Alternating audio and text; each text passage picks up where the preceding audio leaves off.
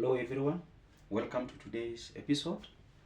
Well, today we are going to discuss something far more valuable in the research, and we are going to see how to choose a research topic for your dissertation or thesis. And we are going to follow, or we are going to see at least 7 steps that are going to guide us. So we are going to see how to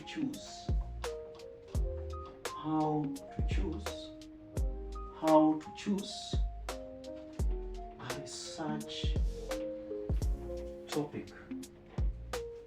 How to choose a research topic for your dissertation or your thesis. So that is what we are going to discuss in this episode. So we are going to follow 7 simple steps or guide that we are going to see, which can help us to understand how we can choose our research topic whenever we want to do a research.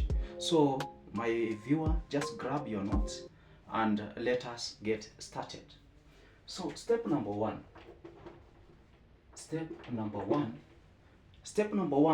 you need to understand the basic of the research process. So you need to understand the basic of the research process. So there is no way where you can start doing research or start saying you want to carry out a research and you don't understand the basic of research, the basic process, what is expected in a research. So what you're expected to do is you need to familiarize yourself with the key research concepts. We have the key research concepts. So the key research concepts include, you need to know about the research problem. You need to understand the research questions, the literature review, the methodologies, whether quantitative or qualitative or mixed method. You need to know how data are collected, different techniques of collecting data. That is what we mean by trying to familiarize yourself with the research process. So you need at least to have gone through the research method so that you understand that a research needs to have an introduction, needs to have a research question, needs to have a hypothesis, it needs to have a research problem, it needs to have a literature review, it needs to have a methodology. A literature needs to have a different techniques of how to correct the data, either surveys, interview, or doing using a questionnaire to correct the data. So that is how. So you need at least to have your time. Go to the library, we have different books that talks about research, and therefore you can be able to familiarize with yourself with the basic process of research, why, and some of the areas that you need to understand about the research before you sit down and talk about a research topic. So you need to read, you need to familiarize yourself with the various research we have in the library, in the university respiratories. They have different dissertations, different theses that have been done by other students who graduated. You need to go and review them. You need to go and see what they did. So why is this very important? So without this fundamental knowledge of the basic of the research process, knowledge, your risk of pursuing unviable and impractical research idea. You might come up with the research ideas that are not viable, that are very impractical to implement. So because you don't know what is research, you don't know how it's done, you don't know how it look like, you don't know how it's done. So you need to familiarize with yourself, and that is the first step.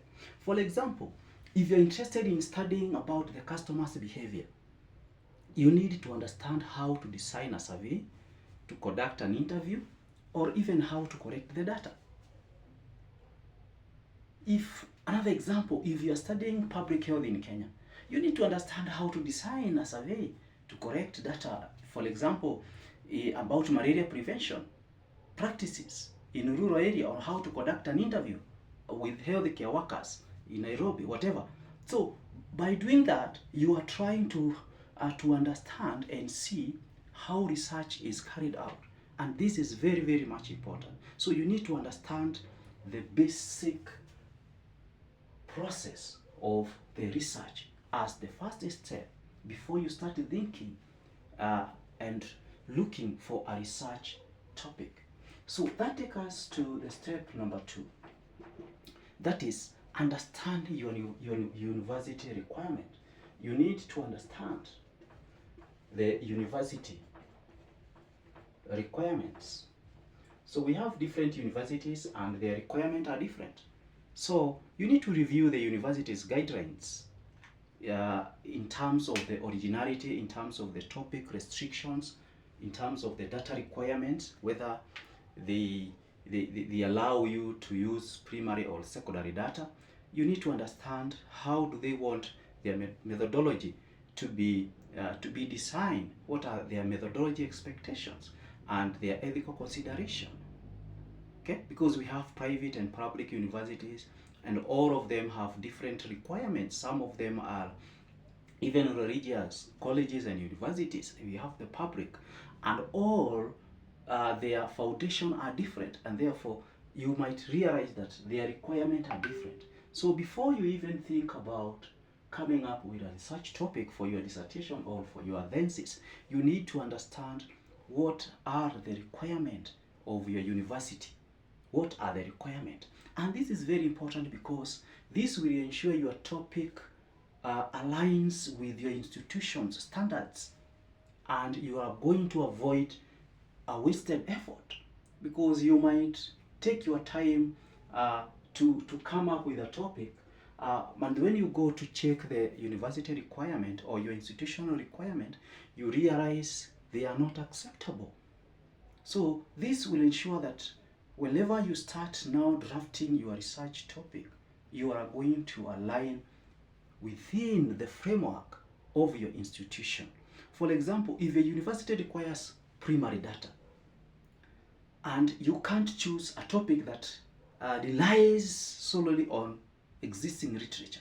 So you realize that your university maybe or your institutions is basically, they have set their standards and their framework that if you want to do a certain type of research, then you must only use a primary data. So if you are going to sit there and do a desktop or use a primary data, then you might not be able to align your work within the university requirement. Okay? For example, if a university requires primary data, they have said you can't choose a topic like the impact of mobile banking in Kenya. And if you plan to rely solely on existing literature or the reports from maybe the Central Bank of Kenya, so instead you might need to collect fresh data from M-Pesa users in specific counties, which might be a tedious work. So that is what I'm saying here. You need to be able to know your university requirement, what they require, and what you are expected to do, so that you don't do things that are out of your university requirement. Step number 3. So your step number 3 is identify the broad research area of interest. Identify the broad area of interest. So you need to identify the broad area of your interest, the broader area. So you don't just confine yourself within a certain area that you don't have an interest. So you need to look in wholesome, the area that you feel this is the area that I can do my research. So you need to list the broad areas that interest you intellectually, not because of anything else, but intellectually. You list them down, like social media marketing, leadership, innovation, fintech, financial risk management, dividend payment, all those things. So you need to list them down, all those broad areas that are of interest within your area of specialization. And the key issue here, you need to avoid emotionally changing topics to maintain objectivity. So you need to remove the issue of emotions from what you are doing, because here you're doing academic work. You are looking at something from a different perspective, not because of emotion. So why is this important? Because starting broad, in a broad perspective, will allow you to explore the multiple directions before you narrow down. You are able to know how dynamic that area is, and the area that you fit in. Okay, so you are able to come up later on to narrow down by studying the broader area. For example, if your interest, you want to do a research or a dissertation or a thesis within the area of fintech, then you need to read it broadly. All the areas that concern fintech. What are the new developments in the market? And so that at the end of the day, you'll be able to narrow down and be able to know what you need. So, for example, if you are studying marketing, you might list consumer trust, digital advertising as a broader area of interest. And another example here in Kenya, if you are studying agriculture, you might list maybe sustainable farming practices or climate change adaptation. That is a broader area. So then you might now later on be very specific if it is sustainable farming practices. Which are these sustainable farming practices that you are going to narrow down and now concentrate? So you can see the importance why you need to choose the broader area, and you study it. You sit in the library, wherever you are, at your home library, wherever you are, and you start working, reviewing the literature about that broader area before you narrow it down. For example, another example, if you are in business and you might list something like entrepreneur in the formal sector, you want to look about the entrepreneur in the informal sector, or the impact of mobile banking in SMEs. That is a broader area. Therefore, you are expected to be able to cover more about that, so that by the time now you'll be coming now to select your research topic, you'll have enough information on the narrow area that you need. And they take us to step number 4. That takes us to step number 4, narrow down to a niche area. You need now to narrow down to the niche area.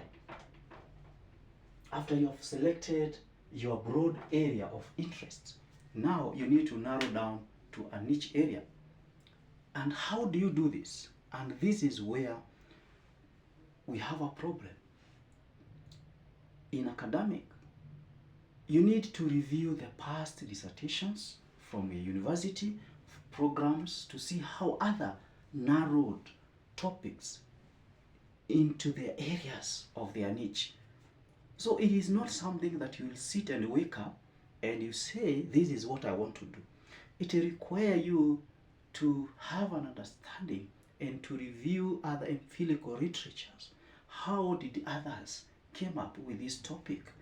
You need to read, and therefore it requires a lot of reading, a lot of review of the past project, past thesis, past dissertations, programs, materials, all kind of materials, so that you're able now to come to conclusion that so and so came up with this topic within this area, and he narrowed down to this area.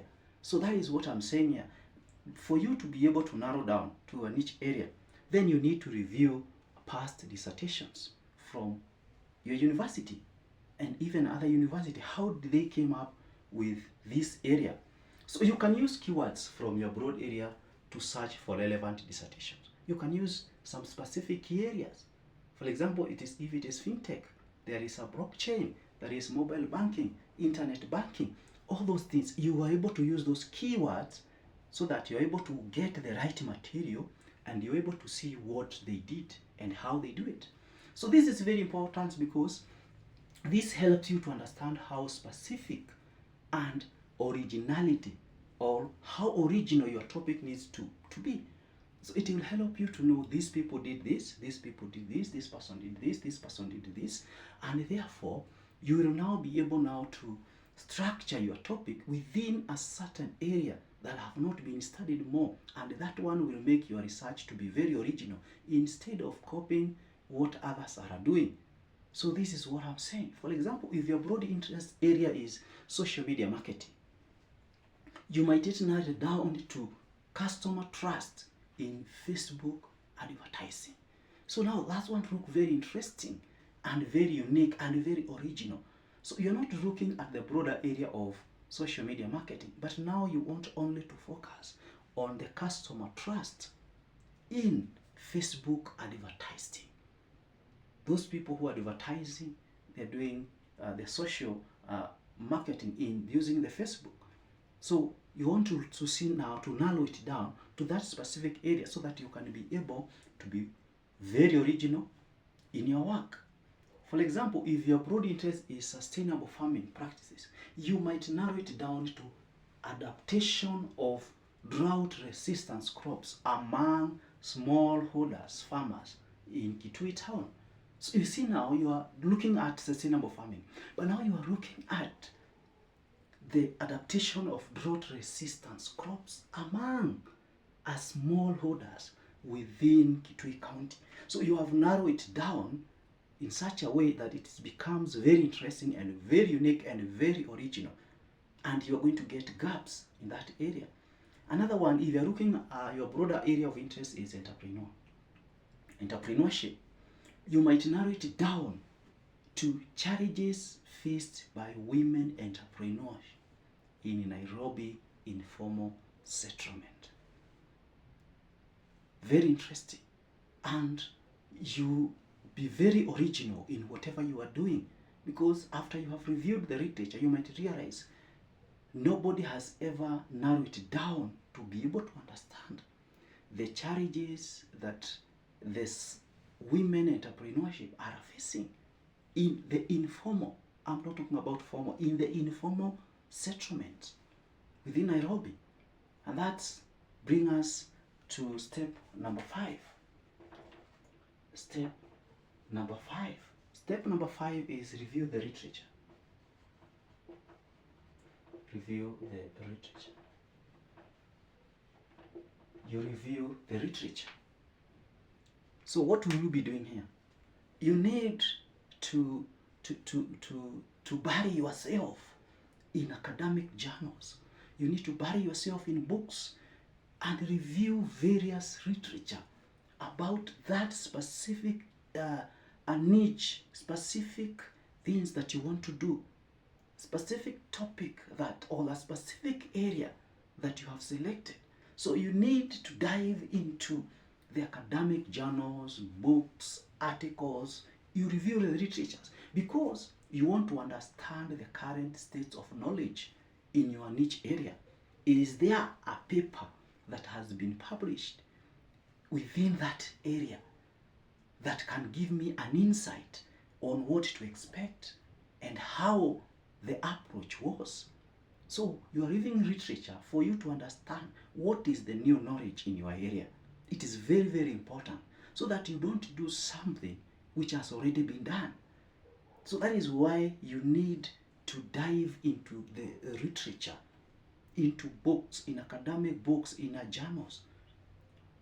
Take your time to see what has been done and what has not been done. So what you'll be doing here, you'll be looking for the gaps or the areas where further research needs to be done.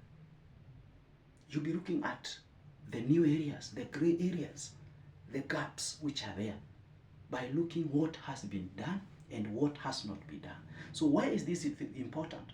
This will help you to identify the original and meaningful research opportunities, so that you are not going to do what others has done. You're going to be very original and you are going to contribute into a new knowledge. And that is the essence of any research. For example, if you are studying consumer trust, you might find that most research focus on developed countries where they have technology, where they have used Facebook for many years, but leaving a gap for studies in the developing countries because they don't know how to use Facebook. So you're bringing a new development, a new knowledge within the developing countries. Another example is if you're studying mobile banking, you might find that most research focus on urban areas, urban centers, and leaving a gap for studies on mobile banking adaptation in rural counties like Turkana, like Marsabit, like Wajir, like Ramu, most remote areas. So what is the mobile adaptation within those areas? So your work will be very, very much original.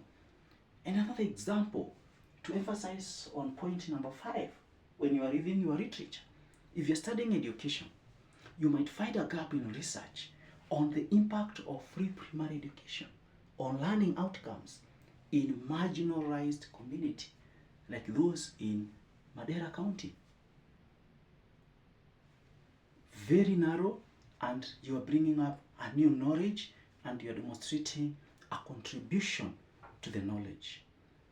So that takes us to point number 6, that is step 6. And step 6 is develop specific. You develop specific topics and questions. So after you have done the review of the literature, you will have a lot of material. You will have a lot of understanding on how now you can have a specific research topics, several of them, before you make the final decision and questions. So what you are supposed to do is you use techniques like FRN, what you call FRIN. That is, which means further research needed. That is what it means. This is a technique that we use when after you have reviewed all those materials. Many of the dissertations and theses, they have a section of need for further research. You'll be interested to see what are they proposing. You can use contextual relevance and brainstorming to refine your niche area into specific topics. So, and this one, it will help you to be able to understand the specific topic that you are going to have. So you can review all the materials and you'll be looking at the further research in area or needed, that is needed according to various articles and publication, dissertation, thesis that have been written, because they have maybe proposed what is supposed to be done. And then you turn these topics into research questions. So you can brainstorm with your colleagues, your supervisor, or with your academic advisor until you refine your topic. For example, if your topic is consumer trusts in robo-advisors, maybe in Kenya, okay, or marketing, consumer trust. So you might be looking at what are the key drivers of Kenya consumer trust in robo-advisors. Those who are giving maybe free services, and you come up with specific questions that align with your area. For example, to be more specific in Kenya perspective, adaptation of solar energy in rural households in Kenya. That is your topic. You're looking at adaptation of solar energy in rural households in Kenya.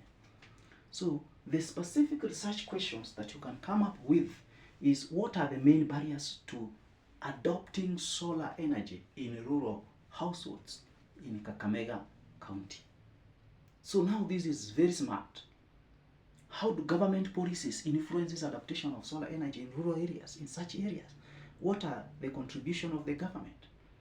So that is how now you are able now to deal with Step number 6, develop a specific topics and research questions from that area or from that topic that you have come up with. So this take us to the last to the last step, which is step number 7.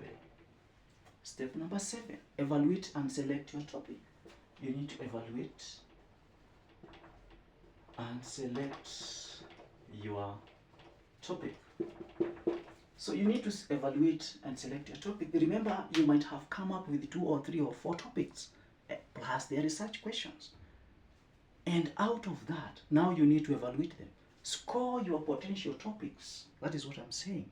You list them down and you score which one has more weight against criteria like originality. How original is that topic? The importance, the availability of the literature, the data access, how available the data is, the resources available, access, where are you going to get the resources, and also the personal interest. So it is a process for selecting a topic. It's not something easy. So you need to evaluate it within the confinement of originality. How original is this topic? You score how important, the availability of literature, like the data access, the resources available, and also the personal interest. And now narrow it down to your topic, at least 3, and create what you call elevator pitch. And you create elevator pitch. So maybe you have 5. You narrow down up to 3, and you create a elevator pitch for each of these.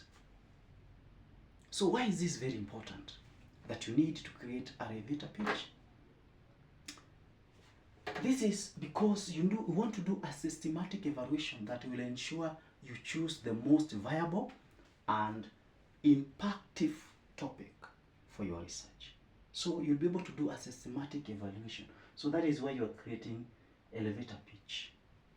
And you're going to see an example of elevator pitch. For example, this is an example. This study will explore the key drivers of consumer trust in robo-advisors in Kenya, focusing on how these drivers vary across demographic groups. The research is original as it addresses a gap in the literature regarding Kenya-specific context. It is important because robo-advisors are increasingly used in financial services, and understanding consumer trust is critical for adaptation. The study will use a mixed method approach, combining surveys and interviews to collect and analyze the data. That is how you can be able, because there you have included why it is important, and the issue of originality, and the method that you're going to use. So you do for all of those maybe 3 topics, and out of that you'll be able now to score and select one.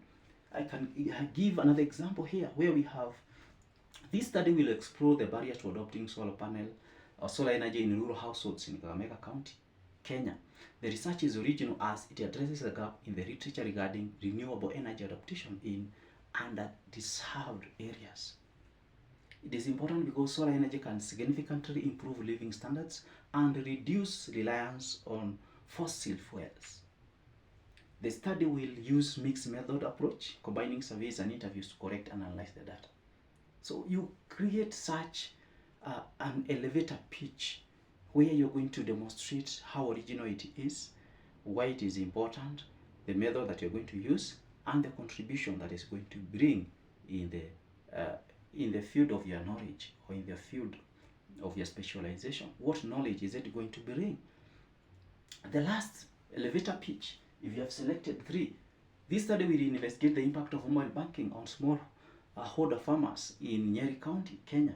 The research is original as it focuses on specific demographic, that is smallholders farmers, and their use of mobile banking platform like M-Pesa. It is important because mobile banking has the impact to transform agricultural finance and improve the livelihood. The study will use qualitative interviews and quantitative surveys to correct and analyze the data.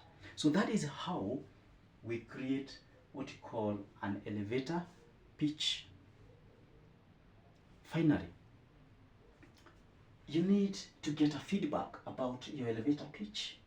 You can write the 3 of them and share your elevator pitch with your peer faculty, or your community, or your supervisor, and you get a feedback which one is more original, is contributing to the knowledge in your area of specialization. And you commit now to your topic. So once you have evaluated and received the feedback, choose the topic confidently and move forward with your research proposal. And that is how now you'll be able now to see, I have a research topic for my dissertation, I have a research topic for my thesis. So by following these steps, they can at least help you to not to jog around bringing out a topic that does not make sense, but now it can help you to be able to narrow down and understand the process that you can follow to be able to develop your research or your dissertation or your thesis topic that is going to have a contribution in the area of your specialization, is going to contribute a new knowledge, is going to be original, it is going to be a good topic. So if you are happy with my discussion, you can like, you can subscribe, and you can share with your colleagues who are interested in doing research and understanding how to select a topic, because it is one of the major big problem and a very challenging task to select a topic of your dissertation or of your area. So until next time, thank you so much.